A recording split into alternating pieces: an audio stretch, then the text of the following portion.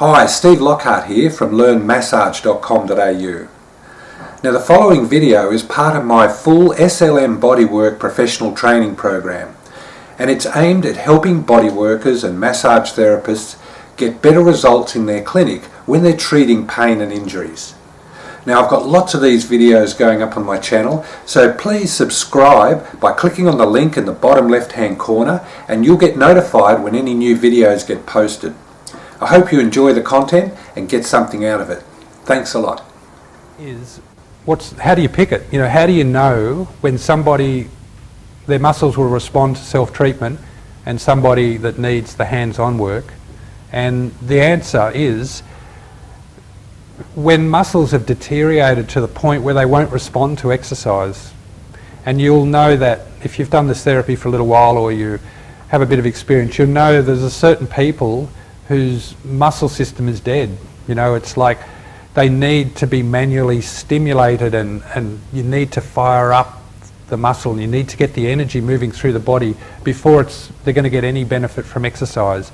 And what happens if they try and exercise before that is they just irritate their pain because their joints grind and it just creates inflammation.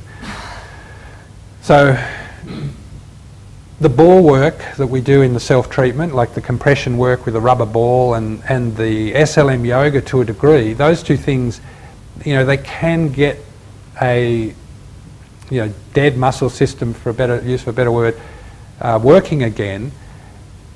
It's very difficult, and it depends on the person who's doing it and their ability to comprehend what they're actually trying to achieve and to understand the whole thing. So it's a lot easier to give them a couple of sessions and then send them on their way with those exercises.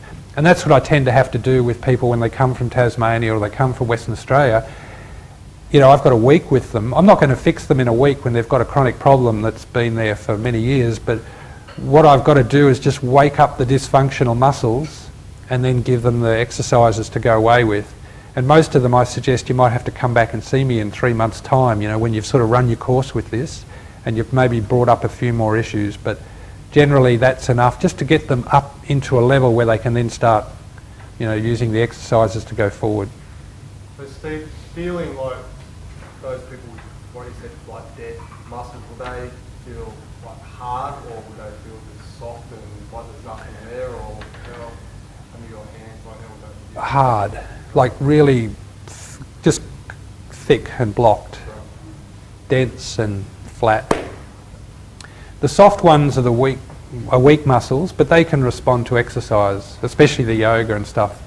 But certainly if somebody's muscle is really shut down, it's normally just locked up from fatigue. It's just doesn't work. And we're going to talk a little bit later about the different sort of grades of muscles and how they work basically, and where you've got to take them from one level to another and how to do that. But we'll move on to that a bit later. Is that all the muscles, or just, for example, sometimes you have in the back you have only one side?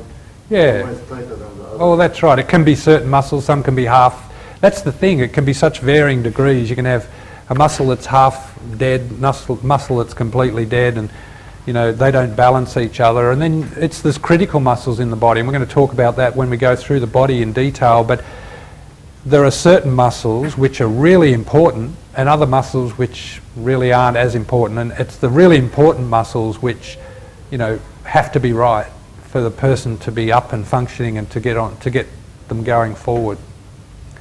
Okay. But are they always painful?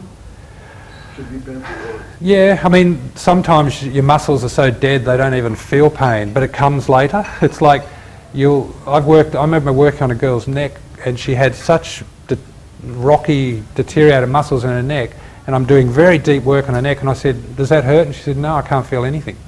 And that's because they're just so bad. But then 4 or 5 treatments later, it was agony because they started to kick in and she was starting to feel them again. So I've already mentioned about standardising the SLM treatment, but a little bit I want to cover that today as well, because I want everyone to try and follow the same pattern. You've only got an hour, and that can be very difficult in itself. Most students say to me, you know, I really can't get finished in an hour. I'll take an hour and a half or 2 hours to do a treatment. And that's not too bad in the early stages, because it's better to send someone out properly finished and take a bit longer than to sort of half do it, because that's not going to impress them with the way they feel. So you obviously get more efficient as you get more experienced, and you know where you're wasting time and where it's more important to focus. So we're going to cover that a little bit too when I'm going around the body, talking about different parts of the body. Obviously, if you're working on a particular pain, you know, you might find there's, for example, there's a problem with their shoulder, but it's not really impacting on their knee that they're there to see you for. You know, there's no point spending 20 minutes of that treatment on their shoulder and doing a great job there. You want to send them out with a good knee, because that's what they came in for. You can get to the shoulder later, and sometimes you've got to prioritise a bit.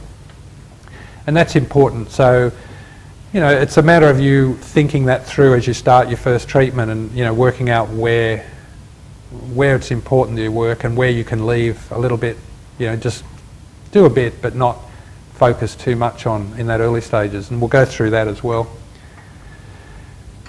There's also, like, you know, a strict code of conduct, which is common sense stuff. I mean, I have had a couple of things come back to me which are concerning over the years with therapists, and it's amazing what comes back to me. I get emails from all sorts of people with all sorts of stories. So it's like I'm the, they all dob you into me, you know.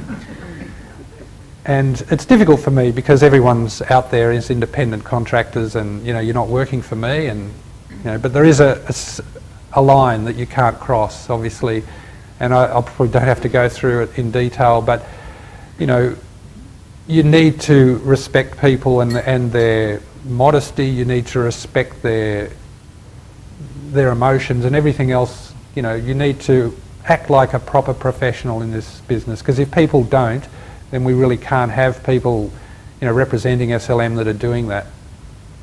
So that's an issue that probably doesn't need mentioning, in the sense that everyone's aware of it, but for some reason people lose their head at different times in their life. So, you know, it's something to keep in mind.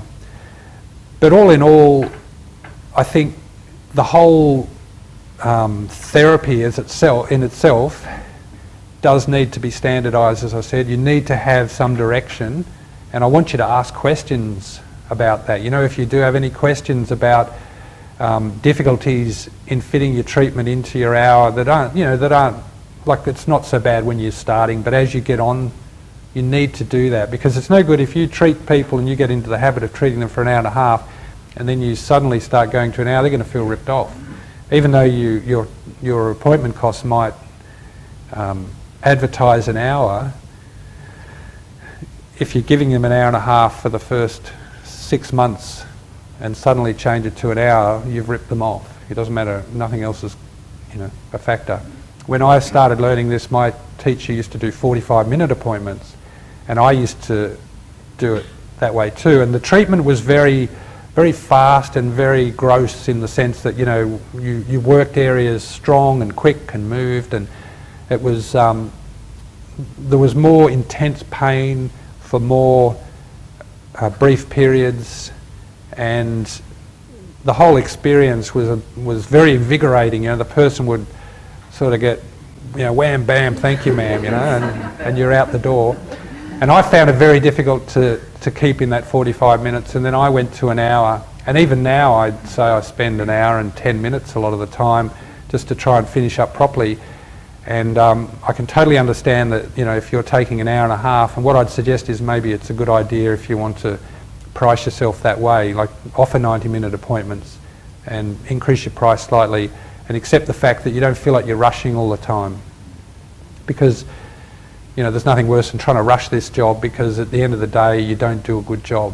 You know, the whole thing is about creating a calmness and getting their body to let go and relax. And if you've got that rush about you, and you're feeling a bit anxious about getting things finished, that'll all translate into your work, and the patient will feel a bit beat up, and they'll feel a little bit they'll be holding against you. You know, they won't be able to let go into the treatment the way they should. So definitely price yourself as a 90-minute appointment initially if you feel that that's the only way you can get through it properly. Definitely the first appointment will take a bit longer than the subsequent ones because of that, you know, rapport building session at the beginning. You know, should at least be 10 minutes or so. And the other thing is that, you know, if you start off with an hour appointments and, you know, you can say to them later, oh, look, you know, I think with your body we need to do an hour and a half because there's all these different things going on.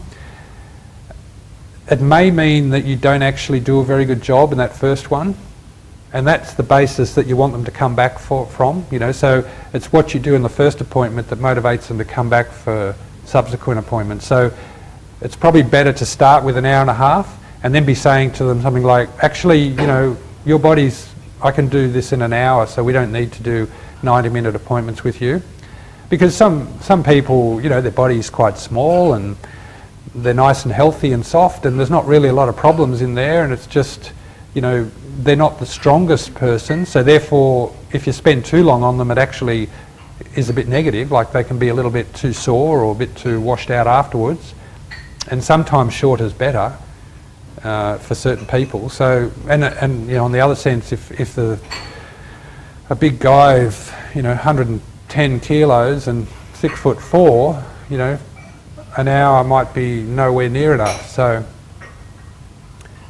you know, you do probably have to play it out a little bit, and you can put that into your notes, you know, like that can be part of your introductory email or even the letter you give them that first appointment, you know. We have. Well, I hope you got some good information from that video, and there's a lot more coming. So please don't forget to subscribe by clicking on the link in the bottom left-hand corner of this video. And in the meantime, check out my website learnmassage.com.au and pick up a free copy of the book How to Fix Pain Using Massage and Bodywork. And I'll speak to you again soon.